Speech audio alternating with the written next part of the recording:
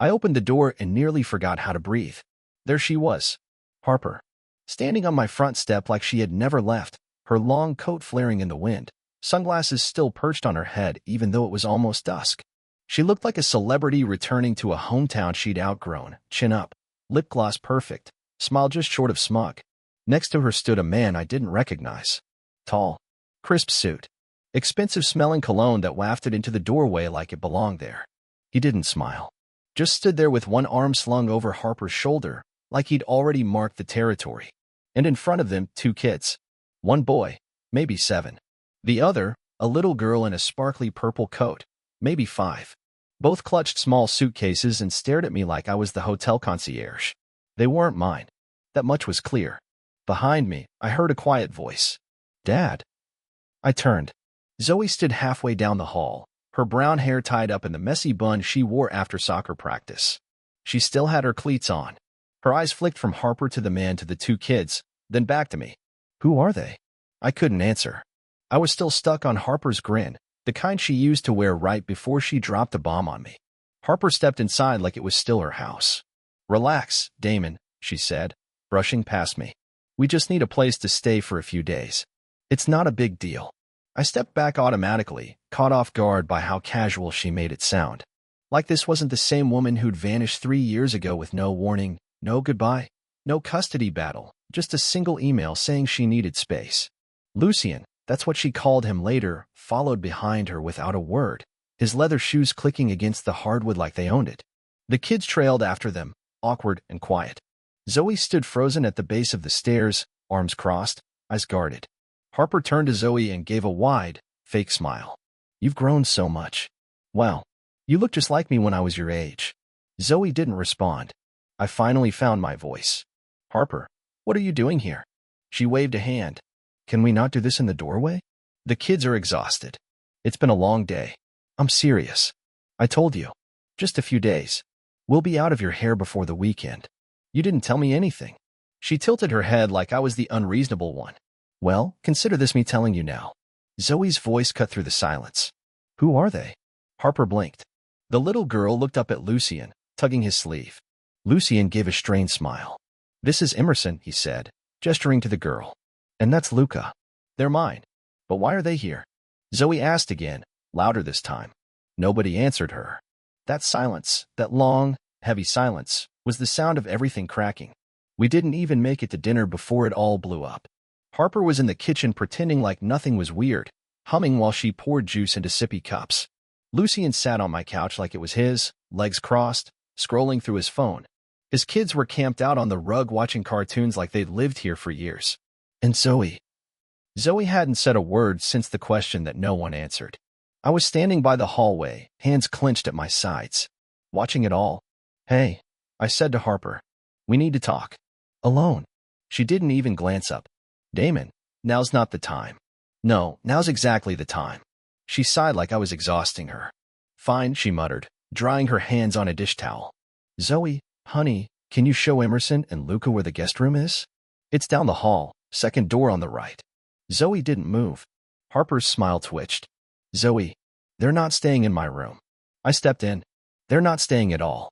Lucien stood up slowly, still calm. Look, Damon, let's not make this more tense than it has to be. It's just a few days. I turned to him. You don't talk in my house. Not until I figure out what the hell this is. Harper set the towel down and walked over like she was about to mediate a school fight. Let's stop pretending, Damon. This isn't your house. It's the house the bank technically owns that you're still paying off with your safe little job and your weekly grocery list and your perfectly controlled little life. My jaw clenched. Excuse me. I came back because Zoe deserves to know the truth. About everything. About how cold you are. How small you make people feel when you don't get your way. I laughed, not because it was funny, but because it was insane. You abandoned your daughter for almost 3 years. You show up with a new guy and 2 kids and you want to lecture me on being small. Zoe stepped forward. You didn't answer my question. Harper turned, startled. You said you wanted to tell me the truth. So tell me. Zoe's voice was shaking. Where have you been? Why didn't you call me? And who are they? Harper reached for her, but Zoe backed up. Don't. Lucien cleared his throat. I think maybe I shouldn't. No, Zoe snapped. You don't talk either. You're not part of this. I almost wanted to smile, but the look on her face broke me. She was trying to hold it together, but I knew that look. It was the same one Harper left me with years ago. I saw your texts, Zoe said, her voice quieter now. On your tablet. You forgot to log out. You said you couldn't stand me. That I reminded you too much of Dad. That Lucian's kids were a fresh start. Harper blinked. That was taken out of context. There was no context, Zoe said. You said you felt nothing when you left. That you were glad you didn't have to explain it to me. Because I was too emotionally needy. The whole room went still. Lucian looked down. Harper looked like she'd just been slapped. And Zoe, my kid, was standing there, voice trembling but eyes locked dead on. I waited for you, she whispered. I checked my email every day for months. I memorized your phone number in case I ever lost my phone. And the whole time you were saying you were relieved to be gone. I never meant, Harper started. Zoe turned to me. Can they leave now? I looked at Harper. And in that second, I wasn't afraid of her anymore. Not her games. Not her fake kindness. Not her smug little digs. I nodded once. Get out. Harper blinked like she couldn't believe I'd said it. Now, I said. Before I make a call. Lucian put a hand on her shoulder. Harper. But she was already moving. Gathering bags. Rushing the kids out the door. No dramatic speech. No tears. Just a slammed door and stunned silence. Zoe sat down at the dining table and stared at the wall. I sat across from her. I'm sorry, I said quietly. She nodded, still looking away. Me too. The house was quiet after they left, but not in a peaceful way. It was that shaky kind of silence, like after a fire alarm stops and your ears are still ringing. Zoe had gone upstairs. Said she needed a minute. I sat alone in the living room, staring at the empty juice cups Harper had poured for kids that weren't hers. Kids that weren't mine. I stared at the sticky rings they left on my coffee table and felt something shift inside me. I got up and walked into the study. The safe was in the closet, tucked behind an old laundry basket and a stack of unused printer paper. I hadn't opened it in months. Not since I started collecting the evidence I never wanted to need. It clicked open with a slow, satisfying turn of the dial. Inside, a thick manila folder labeled simply H. No drama. No labels like truth or justice. Just an initial. But inside, it was all there. I carried it back to the dining room and laid it flat on the table. And waited. About 20 minutes later, the knock came. Not the front door. The side. The one Harper used to use when she'd sneak out to avoid saying goodbye to Zoe. I opened it. Harper stood there, arms crossed, face tight. Lucian was right behind her, jaw clenched. But his expression wasn't confident anymore. It was uncertain. Like maybe he'd seen just enough to realize he wasn't the exception, he was next. Let's not turn this into a war, Harper said. It's not a war, I said calmly. It's a reckoning. I stepped aside. Come in. They followed me to the table. What is this? Harper asked. I tapped the folder. This is what I didn't want to show you. What I hoped I'd never have to. She opened it and froze. First page, a printout of her chat log with Lucian from last July. The messages weren't subtle. I had highlighted the part where she wrote, he still thinks I'm visiting my sister. LOL. Clueless. Second page, receipts. Hotel bookings charged to the joint credit card she forgot to remove herself from. Spa appointments in Seattle, the same week she told Zoe she had COVID and couldn't come by. Third page, photos. Not revenge shots. Not stalker stuff. Just 2 or 3 stills I'd received anonymously. Apparently her ex-roommate wasn't thrilled about getting ghosted on rent. Lucian reached over and turned the page. Expense report. Itemized. Her name on every line. One charge in particular caught his eye. A $300 dinner 2 nights before our official separation. He looked up slowly. You told me he kicked you out. Harper's face went pale. Lucian. You said you were done with him, he said, voice flat. You said you hadn't seen your kid in a year because he poisoned her against you. I didn't smile. But I didn't look away either. People like her, I said quietly, they always rewrite the story. Until someone keeps the receipts. Harper slapped the folder shut. You're pathetic. Who keeps this kind of file? I leaned in. Someone who knew this moment would come. She grabbed her bag and turned to go. Lucian lingered, looking between us. She'll do it to you too, I said softly. Might not be next month. But it's coming. He didn't reply. Just followed her out the door. I locked it behind them. Upstairs, Zoe called down. Is it over? I looked at the folder on the table and said, not yet. But we're getting close. They came back the next afternoon. This time, Harper brought the police. I saw the squad car from the kitchen window, one officer stepping out, adjusting his belt, looking more bored than concerned. Harper was right behind him, dressed in something dramatic. Black sunglasses, long coat, scarf like she was auditioning for a crime documentary. I opened the door before they knocked. "Mr. Dawson?" the officer asked. I nodded. "That's me. Miss Winslow says she needs to collect some of her belongings. She claims she's been denied access to items that legally belong to her." I glanced at Harper, who was already peering past me into the hallway like she was checking for cameras.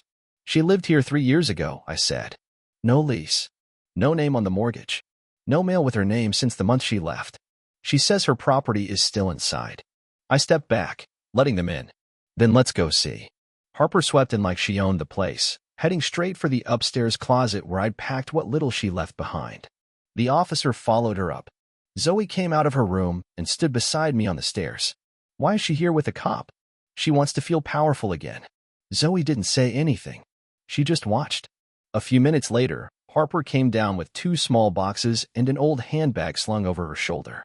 She looked around the living room like she was cataloging every object she could claim. Then she walked to the mantel and reached for a framed photo. It was from Zoe's 5th birthday, the last one we spent as a family. Harper had frosting on her cheek. Zoe was mid-laugh, her arms wrapped around both of us. "Put it down," I said. She turned. "This is mine." Zoe stepped forward. "No, it's not. That was my party. That's our photo." Harper stared at her for a second. Then, with a scoff, she placed it back. "I guess you need the memory more than I do." Zoe crossed her arms. "You didn't even remember what year it was when you called me last." Harper blinked. "Excuse me." Zoe looked straight at her. "You said happy 12th. I was 14. Harper opened her mouth, then closed it again. She picked up the boxes and turned to go, but Zoe stopped her. "Wait." Harper paused. Zoe reached toward the shelf, grabbed another photo, smaller, one of just the 2 of them on a park bench when she was little, and held it out. "You should take this one." Harper looked confused. "Why?" "So you don't forget what it looked like before you left." Harper took the frame slowly, her face unreadable.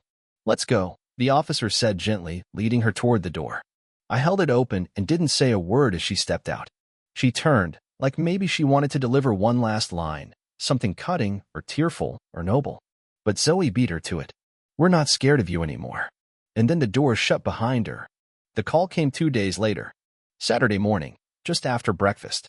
"Mr. Dawson," the voice said, calm and clipped. "This is Officer Keller with County Police. I'm calling to inform you that Miss Harper Winslow has filed a formal complaint. She claims you're withholding her personal property and creating an unsafe environment." I rubbed my forehead. "You mean the woman who left 3 years ago without a word?" The officer sighed. "I can't speak to the circumstances, sir. I'm just letting you know the complaint's been entered into the system." "Great," I muttered. "What happens now?" "At this stage? Nothing. We'll process the claim. You'll get a letter in the mail." I thanked him and hung up. Zoe was sitting at the kitchen counter, slicing a banana into her cereal like nothing was wrong. I told her about the call. She didn't flinch.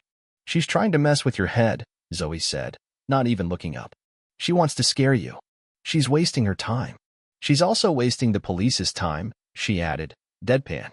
Again. Later that afternoon, I got another surprise. This one from Zoe. We were sitting in the driveway. She was helping me sort through the trunk of my car when she suddenly said, "I don't miss her."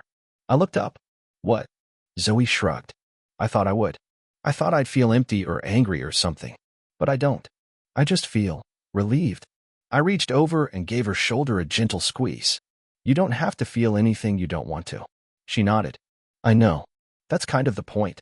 That night, things escalated. I got a call from Zoe's school principal around 7 p.m.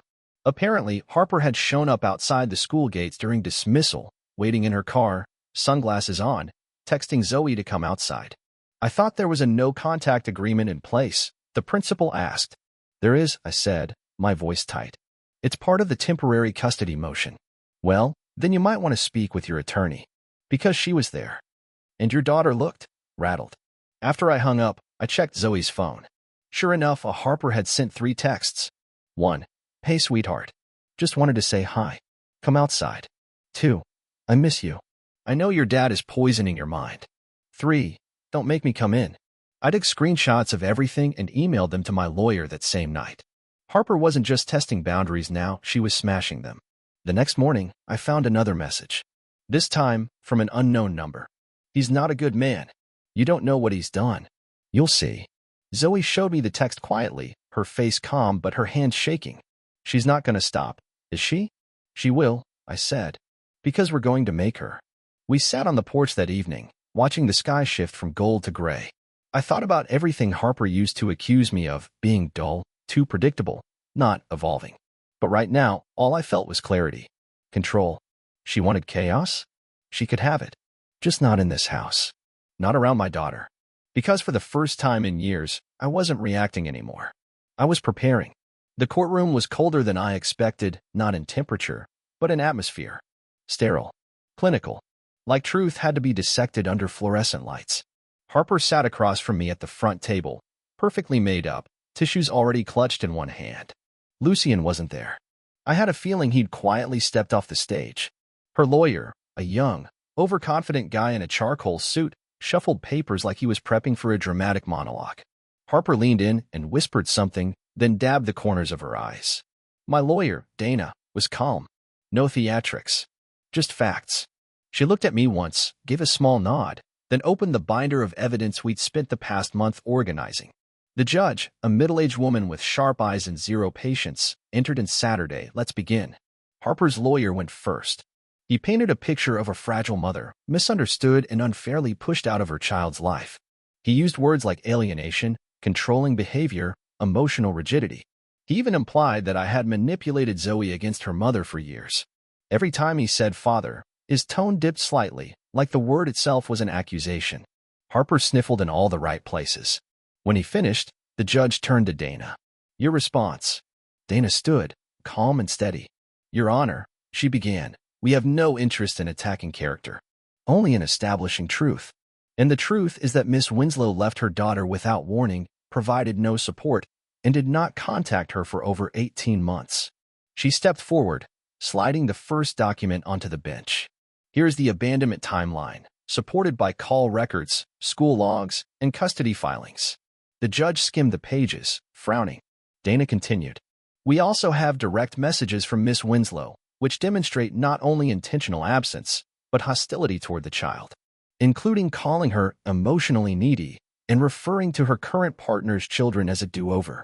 Harper shifted uncomfortably, mouthing something to her lawyer. And finally, Dana added, placing a small folder on the table, we have multiple confirmed incidents of Miss Winslow violating no-contact terms, including an unauthorized approach at her daughter's school and messages that could be construed as threats. The room was dead silent. The judge looked directly at Harper. Miss Winslow, did you send these? Harper opened her mouth. I was trying to reach out. He was turning her against me. The judge held up one of the printed texts. Don't make me come in. That's not an olive branch, Miss Winslow. That's intimidation. Harper's lawyer stood quickly.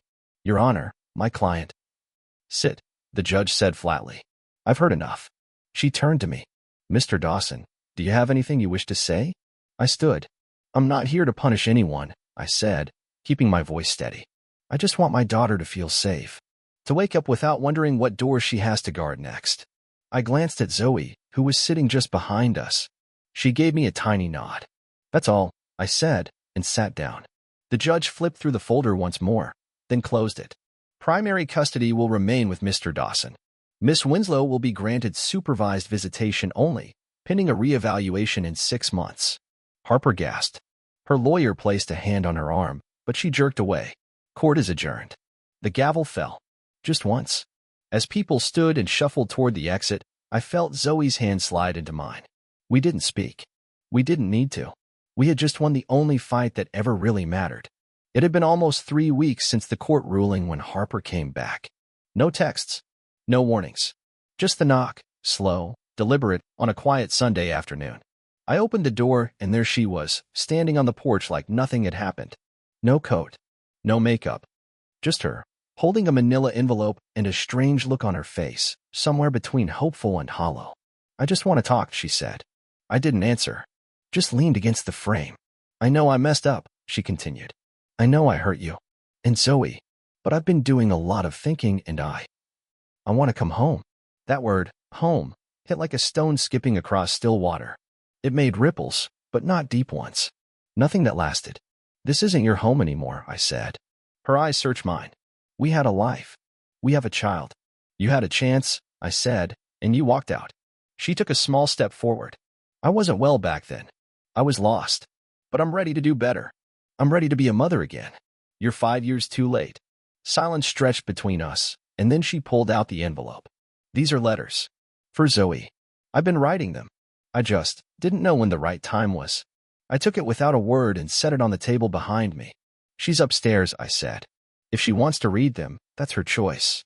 But you're not coming in." Harper's voice cracked a little. "She used to call me every night. She used to beg me not to miss her recital. And you did." "I didn't know what I was doing," she whispered. "I did," I said. "I knew I was building her a life where she wouldn't have to beg anyone to stay."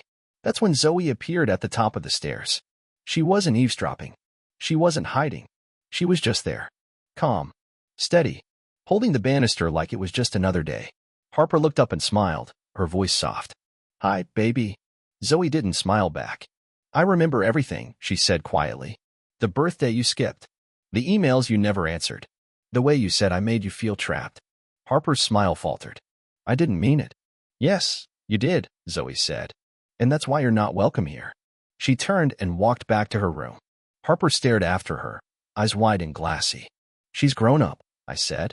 "Without you. I just thought maybe." "You thought wrong." Her mouth opened again, but I'd had enough. I stepped back and started to close the door. "You know," I said, holding it half shut, "I already fixed everything the day you left." She blinked. "What do you mean?" "I mean we built something better without you." And then I shut the door, gently, finally. Through the window, I watched her stand there for a long time, alone on the porch. She didn't knock again. This time, she knew it was over. Weeks passed, then a month, then 2. No more knocks. No more messages. No more last-minute court filings or dramatic voicemails or police wellness checks. Just quiet. At first, the silence felt strange, like something was missing. But the more it settled in, the more we realized that something was chaos. And we didn't miss it. Zoe started sleeping better. No more waking up at 3 a.m. to check her phone or asking me to triple lock the door. She didn't say it out loud, but I could tell some part of her had been waiting for Harper to come back and ruin things again. But she didn't. And slowly, we let ourselves believe it was really over. We fell into new routines. On Saturdays, we hiked. Nothing fancy, just local trails. She'd put her earbuds in for half the walk, then pull one out and start talking halfway through, telling me about school drama or what podcast she was into or what college town she might want to live in someday. On Tuesdays, we cooked dinner together. She made playlists with titles like Chopping Veggies Vibes and Dad, Don't Burn This. And I learned how to properly use garlic instead of just shaking seasoning on chicken like a bachelor. Some nights we said a lot. Other nights we said nothing at all. But the quiet never felt awkward. It felt earned. One evening, she came into the living room holding a shoebox. "What's that?" I asked. "The past," she said, setting it on the coffee table. Inside were old photos. Of Harper. Of us. Zoe's third-grade class picture. A printed-out birthday email Harper had never replied to. A few Mother's Day cards with no return address. "Want to keep any of it?" she asked. "No," I said. "Do you?" She thought for a second, then shook her head. "I don't want to forget, but I don't want to hold on to it either." So we went into the backyard, built a little fire in the pit I hadn't touched since she was 10, and let the box burn. Page by page. Picture by picture. Neither of us cried. Not because it didn't matter, but because we had already done the grieving. This wasn't grief. It was closure. Later that night, I sat on the porch with a cup of tea and watched the sky darken. Zoe came out in her hoodie, flopped onto the porch swing beside me, and sighed. "Feels weird," she said. "What does?" "Not waiting for something bad to happen." I nodded. "That's peace. It sneaks up on you." She leaned her head against my shoulder, just for a second. "I like it." We sat there, listening to the cicadas buzz and the wind rattle the fence. No shouting. No threats. No panic. Just a quiet morning waiting to happen. And for the first time in years, I didn't feel like I was bracing for something. I just felt ready.